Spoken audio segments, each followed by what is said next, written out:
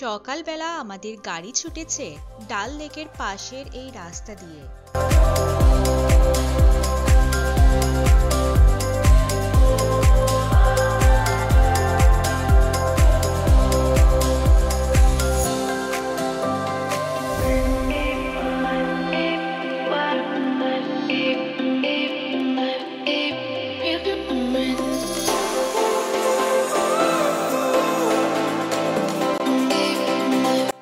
হালকা কুয়াশায় ছেয়ে আছে ডাল লেক। শিকারগুলো এখনো পাড়ে দাঁড়িয়ে রয়েছে। আজ আমরা শ্রীনগরে সাইট সিন করব।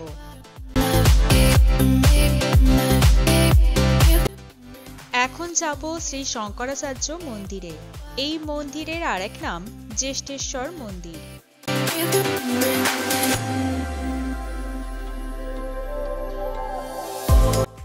দুপাশে সুন্দর গাছপালার মাঝের এই রাস্তা দিয়ে ছুটে চলেছে আমাদের গাড়ি। পুরো রাস্তা ঢেকে রয়েছে হালকা কুয়াশায়।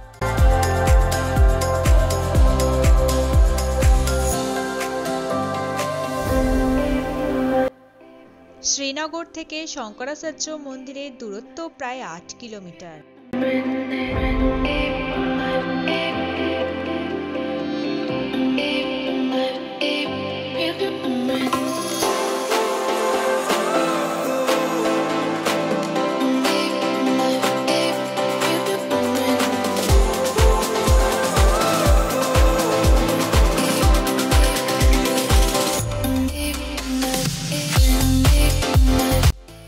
এখানে গাড়ি পার্ক করে হেঁটে যেতে হবে।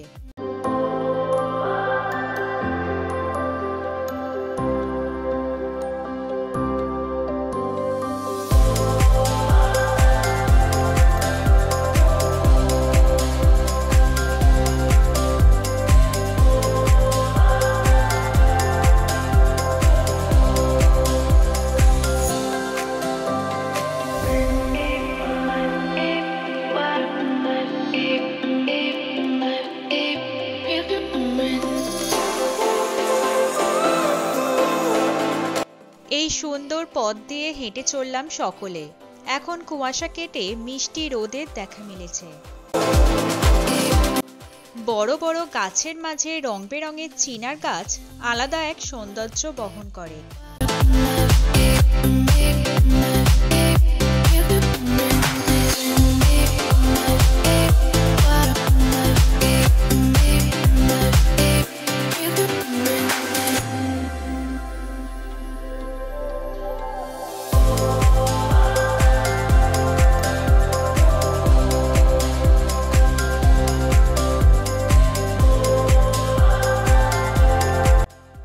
অবশেষে পৌঁছালাম মন্দিরের গেটে।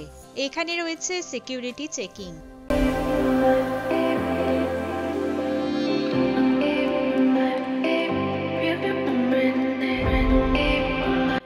মন্দির দর্শনের জন্য এই সিঁড়ি দিয়ে ওপরে উঠে যেতে হবে। রয়েছে মোট 243টি সিঁড়ি। এটি নির্মাণ করেছিলেন মহারাজা গুলাব সিং। এই মন্দিরটি প্রায় 1000 ফুট উচ্চতায় অবস্থিত ভগবান শিবের মন্দির। কাশ্মীরের প্রাচীন মন্দিরগুলির মধ্যে একটি।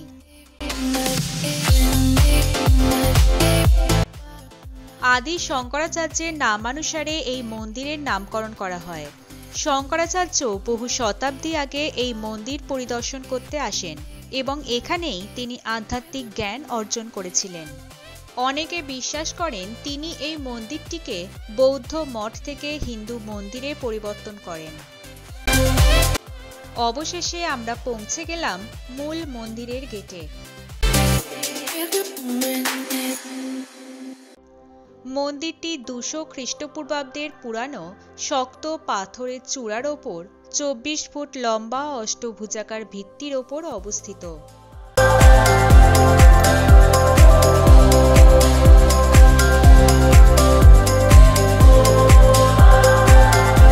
মন্দির প্রাঙ্গণে রয়েছে একটি বহু পুরানো চিনার গাছ।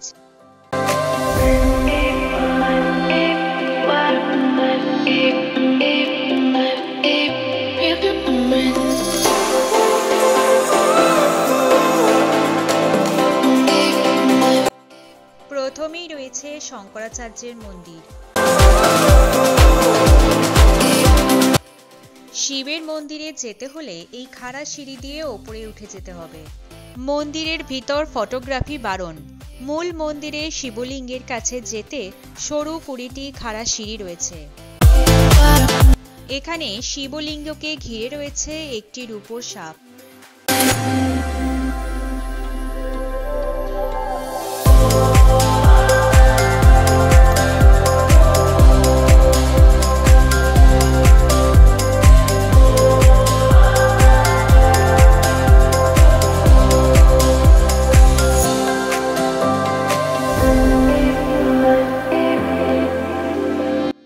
পূজা দিয়ে আমরা মন্দিরের বাইরে এলাম।